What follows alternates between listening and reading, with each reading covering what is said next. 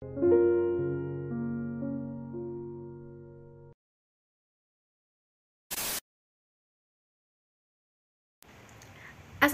warahmatullahi wabarakatuh. Perkenalkan semuanya, namaku Widiata Dianaswita, biasa dipanggil Dian dari Divisi IPA.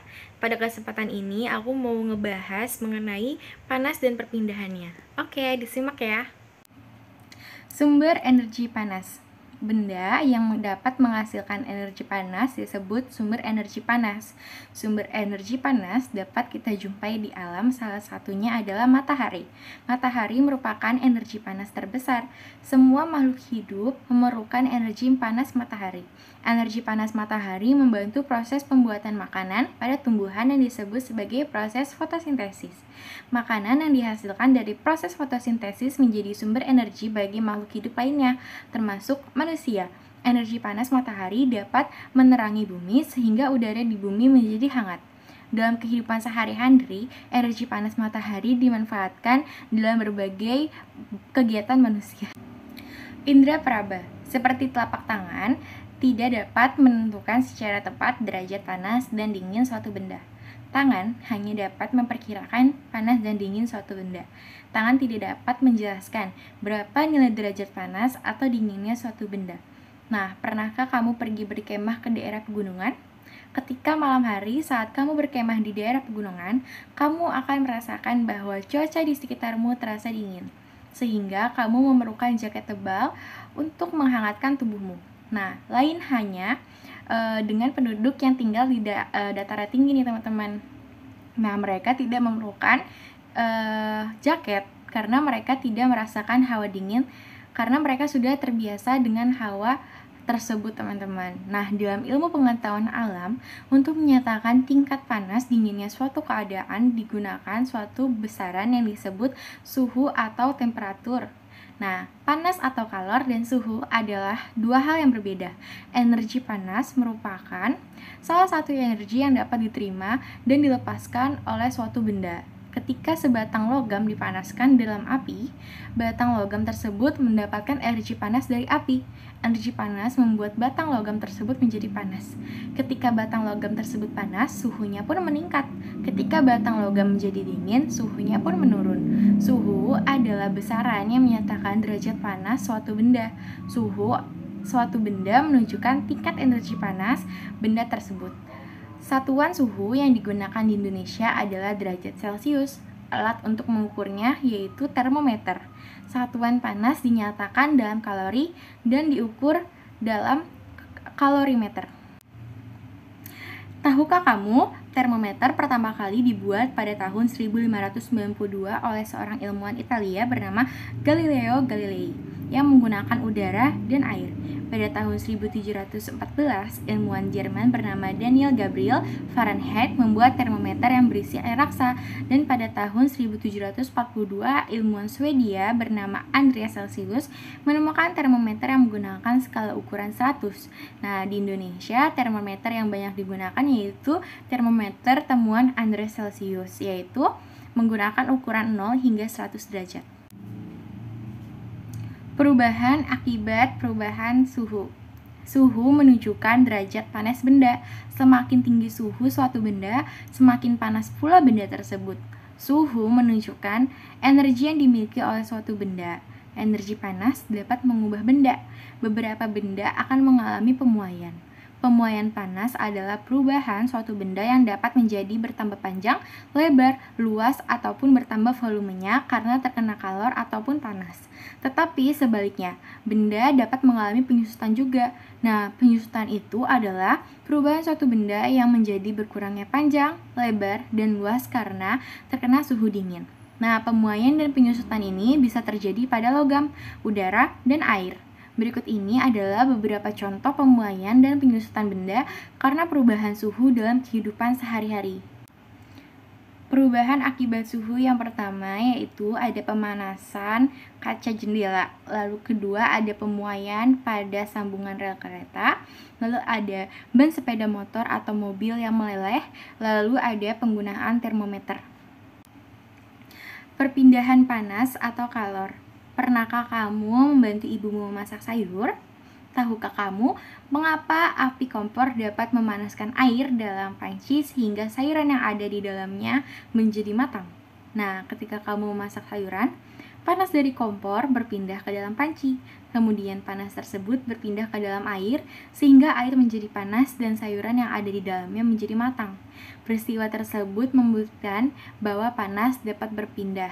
Letak matahari di planet kita ini sangat jauh, yaitu sekitar 152.100.000 km.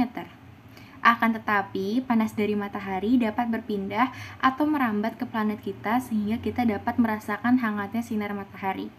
Andai saja panas matahari tidak dapat berpindah ke bumi, dapatkah kamu membayangkan bagaimana keadaan bumi kita ini?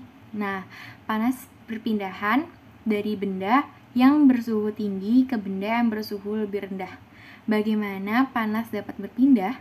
Panas dapat berpindah melalui 3 cara, yaitu ada konduksi, konveksi, dan radiasi. Konduksi adalah cara perpindahan panas melalui zat perantara seperti benda padat.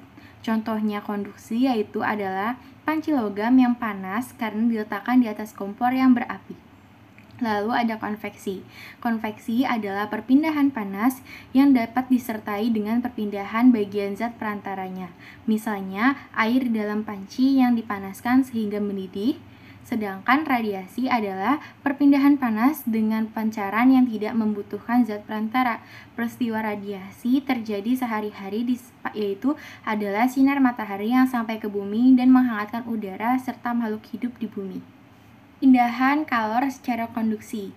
Pemindahan kalor secara konduksi disebut juga perpindahan kalor secara hantaran, yaitu perpindahan kalor tanpa memindahkan zat perantaranya. Pada peristiwa perpindahan kalor secara konduksi ini, yaitu perpindahan hanya energi kalornya saja. Umumnya, perpindahan kalor secara konduksi ini terjadi pada zat padat. Nah, agar kamu lebih mudah memahaminya, peristiwa konduksi, mari kita lakukan kegiatan ini. Nah, peristiwa konduksi ini dapat diumpamakan pada gambar di bawah ini dengan kegiatan memindahkan buku secara estafet yang dilakukan oleh kamu dan teman-temanmu. Buku yang berpindah secara estafet kita umpamakan sebagai kalor dan orang yang memindahkannya sebagai perantaranya. Perpindahan panas atau kalor secara konveksi. Perpindahan kalor secara konveksi ialah perpindahan kalor yang disertai dengan perpindahan zat perantaranya. Umumnya, peristiwa perpindahan kalor secara konveksi terjadi pada zat cair dan zat gas. Zat yang menerima kalor akan memuai dan menjadi lebih ringan sehingga akan bergerak ke atas. Saat zat lebih ringan tersebut pindah ke atas, molekul zat yang ada di atasnya akan menggantikannya. Perpindahan kalor secara konveksi juga mengakibatkan terjadinya angin darat dan angin laut. Angin darat terjadi karena udara di darat pada malam hari lebih cepat dingin daripada udara di laut, sehingga udara yang berada di atas laut akan naik dan udara dari darat akan menggantikan posisi udara yang naik tadi. Nah, angin laut terjadi karena pada siang hari daratan lebih cepat panas dibandingkan di laut, sehingga udara di darat akan naik dan udara dari laut akan mengalir ke darat, menggantikan tempat udara yang naik tadi. Nah, keadaan ini digunakan para nelayan untuk pergi melaut pada malam hari dan kembali ke darat pada pagi hari atau siang hari. Perpindahan kalor secara radiasi.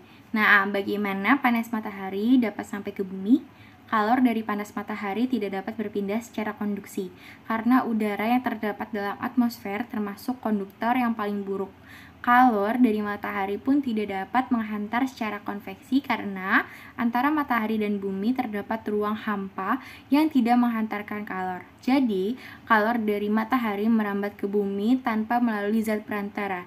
Proses perpindahan kalor yang tidak memerlukan zat perantara dinamakan radiasi. Dapatkah kamu memberikan contoh lainnya perambatan kalor secara radiasi?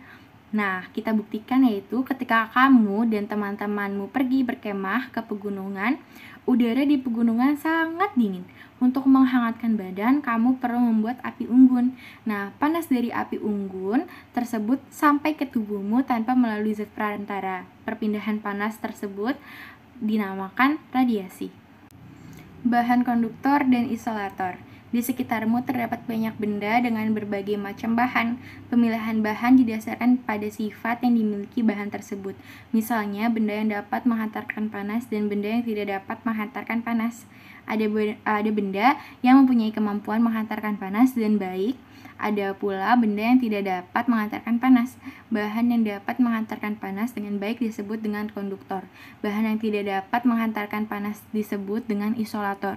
Nah, sedangkan ada bahan yang sedikit dapat menghantarkan panas yaitu disebut dengan benda semikonduktor. Nah, bahan konduktor yang sering ditemukan dalam kehidupan sehari-hari biasanya terbuat dari bahan logam. Panci, wajan, penggorengan, dan beberapa peralatan masak di dapur terbuat dari logam. Nah, jenis logam yang paling sering digunakan untuk membuat alat-alat tersebut antara lain besi, aluminium, logam, dan tembaga. Bahan yang tidak dapat menghantarkan panas disebut isolator. Beberapa bahan yang termasuk sebagai isolator antara lain adalah kayu, kain, plastik, dan penggunaan bahan-bahan ini banyak sekali dijumpai di sekitar kita. Penggunaan benda konduktor dan isolator. Kamu sudah tahu bahwa panas dapat berpindah dari suatu tempat ke tempat lain melalui konduksi, konveksi, dan radiasi. Nah, ingatlah kembali apa yang dimaksud dengan konduksi, konveksi, dan radiasi. Nah, kita pikirkan bersama dalam kelompok kecil. Barang-barang dalam kehidupan sehari-hari banyak yang memanfaatkan sifat benda sebagai konduktor atau isolator. Nah, benda apakah itu? Selimut dan panci merupakan benda yang memanfaatkan sifat ini. Nah, selimut menerapkan udara. Udara adalah isolator, sehingga tidak menghantarkan panas yang keluar dari tubuhmu. Dengan demikian, badanmu tetap terasa hangat. Terbuat dari apakah panci? Panci terbuat dari bahan logam, misalnya aluminium. Aluminium merupakan penghantar panas yang baik. Panci akan menghantarkan panas ke makanan yang dimasak. Pegangan panci terbuat dari plastik. Plastik merupakan isolator, sehingga kamu tidak akan kepanasan ketika memegangnya. Mesin mobil dan motor terbuat dari bahan yang dapat menghantarkan panas. Mesin memerlukan panas untuk memperoleh kinerja. Mesin yang ideal. Karena itu, mesin dibuat dari bahan konduktor sebagai penghantar panas. Dari uraian di atas, kamu sudah tahu nama bahan yang bersifat konduktor dan isolator. Selain selimut dan panci, tentu kamu dengan mudah menjumpai penggunaan benda yang bersifat konduktor dan isolator dalam kehidupan kita sehari-hari. Sekian pemaparan dari saya, kurang lebihnya mohon maaf, semoga bisa dipahami. Wassalamualaikum warahmatullahi wabarakatuh.